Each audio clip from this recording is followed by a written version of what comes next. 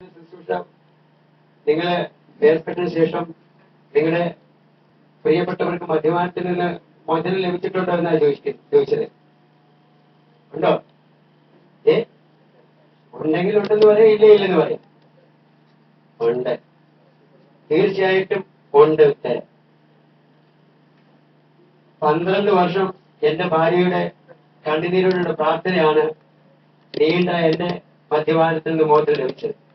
അപ്പൊ തീർച്ചയായിട്ടും നിങ്ങളും ഈശോയുടെ തന്നെ നിങ്ങളുടെ പ്രിയപ്പെട്ടവരെ സമർപ്പിച്ച് നിങ്ങൾ നിലവിളിക്കുന്നെങ്കിൽ ദൈവം ഉത്തരം നൽകുക തന്നെ ചെയ്യും. Hallelujah, hallelujah.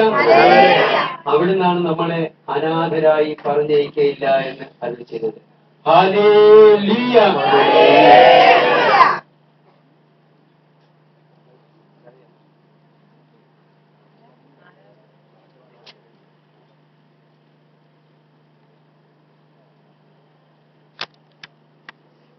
നമുക്ക് ആരാധനയിലേക്ക് കടന്നു വരാം.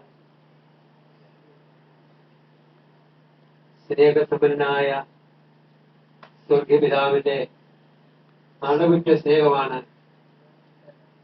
നമുക്കിന്ന് ഈ അനുഗ്രഹമായ ഈ അവസ്ഥയിലേക്ക് എത്തിച്ചേരുവാൻ ഇടയായി തീർന്നത്. സ്വന്തം മകനെ നമ്മുടെ രക്ഷയ്ക്ക് വേണ്ടി, നമ്മുടെ പാപത്തിന്റെ പരിഹാരത്തിന് വേണ്ടി ബലി കഴിച്ചുകൊണ്ട് നമ്മെ സ്നേഹിച്ച പിതാവ്.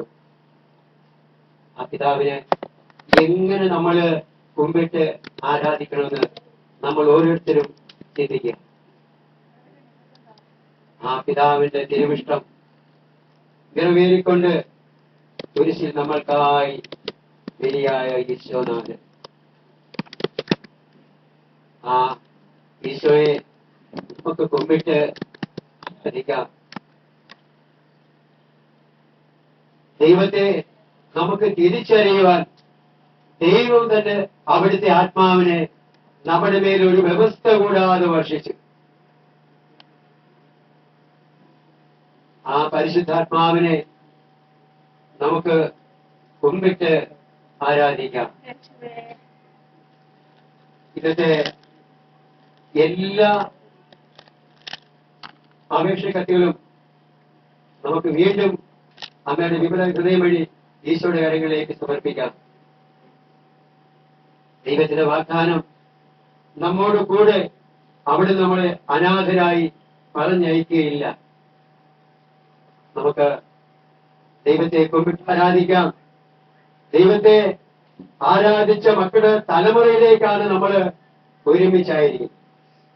തലമുറയെ രക്ഷിക്കുമെന്ന് അനുഗ്രഹിക്കുമെന്ന് വാഗ്ദാനം ചെയ്ത ദൈവത്തിന്റെ ആ വാഗ്ദാനത്തിന്റെ അവകാശികളായി തീരുവാൻ നമ്മെ ഒരു വ്യവസ്ഥ കൂടാതെ അവിടുത്തെ പാതപടത്തിലേക്ക് കൂട്ടിച്ചേർത്ത ദൈവത്തെ നമുക്ക് കുമ്പിട്ട് ആരാധിക്കാം. ദൈവപിതാവേ